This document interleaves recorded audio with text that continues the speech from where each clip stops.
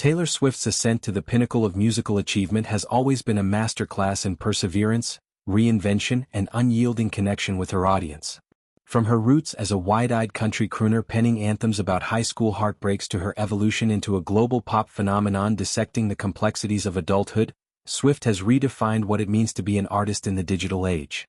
Her catalog, a sprawling tapestry of genres and emotions, has not only dominated charts but reshaped the industry landscape. On a crisp Tuesday in late September, this legacy reached an unprecedented zenith when the Recording Industry Association of America, RIAA, crowned her the first, and to date only female artist to surpass 100 million certified album units. It's a milestone that cements her as a trailblazer, shattering glass ceilings in an arena long dominated by male counterparts. The announcement, shared via the RIAA's Instagram with a congratulatory caption, was a succinct tribute to a career built on meticulous craftsmanship. At Taylor Swift on becoming the first and only female artist in history to surpass 100 million RIAA-certified album units, the post proclaimed, accompanied by visuals that evoked the sparkle of platinum plaques stacking like trophies in a victor's cabinet.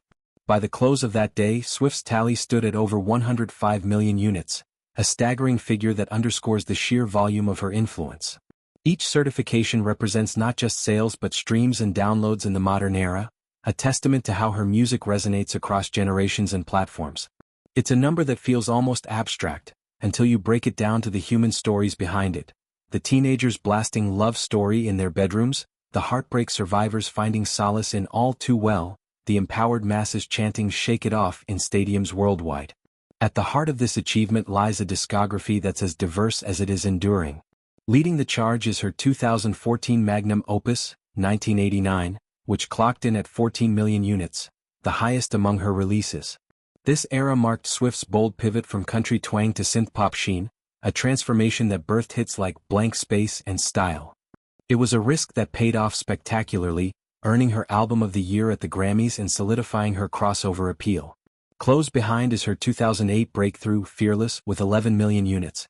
This sophomore album, infused with the optimism of youth, introduced the world to You Belong With Me and Love Story, tracks that blended fairy tale romance with relatable vulnerability.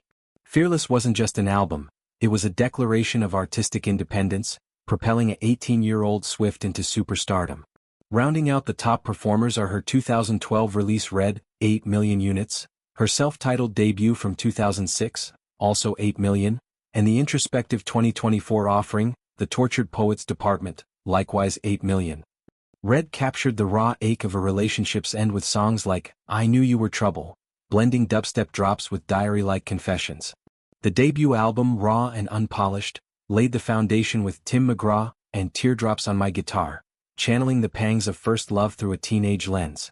And The Tortured Poets Department, released amid the whirlwind of her Eras tour, delved into the shadows of creativity and loss, with Fortnite emerging as a haunting collaboration that showcased Swift's lyrical prowess.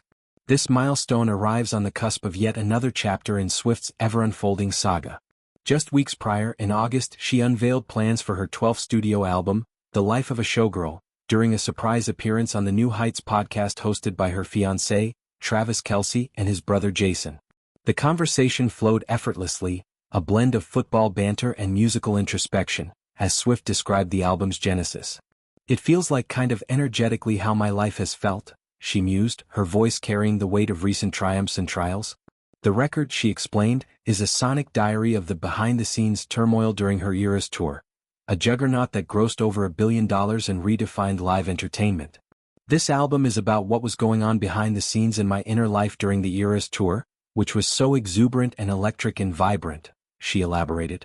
It's a project born from the contrast between public euphoria and private introspection, glamorizing the end of the night exhaustion that follows the adrenaline rush. Swift's vision for The Life of a Showgirl extends beyond tracks. It's an immersive experience. Earlier that month, she announced the official release party of A Showgirl, a limited cinematic event spanning October 3rd to 5th.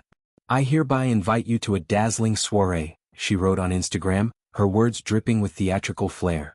The screenings promised the world premiere of the music video for her new single, The Fate of Ophelia, alongside exclusive behind-the-scenes footage. Viewers will get cut-by-cut explanations of the inspirations fueling the visuals, lyric videos for the album's tracks, and a call to action for fans.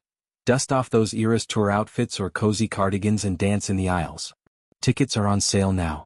Dancing is optional but very much encouraged, she added, infusing the promotion with her signature whimsy.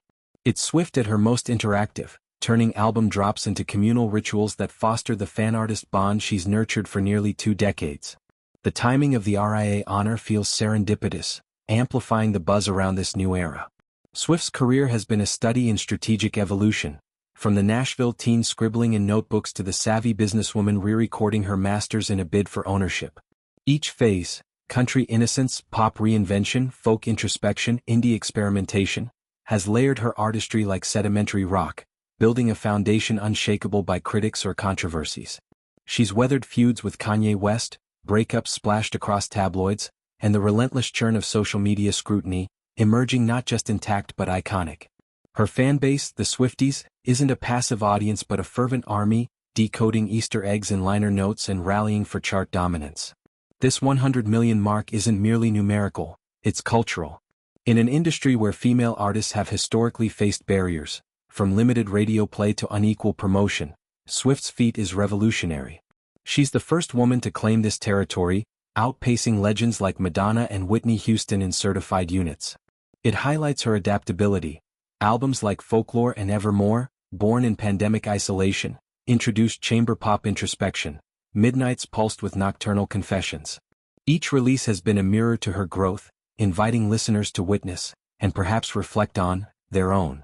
As the life of a showgirl hurtles toward its October 3rd release, one can't help but wonder how this milestone will infuse its themes. Will it echo the tour's vibrancy with glittering production, or plumb the inner life depths with raw vulnerability?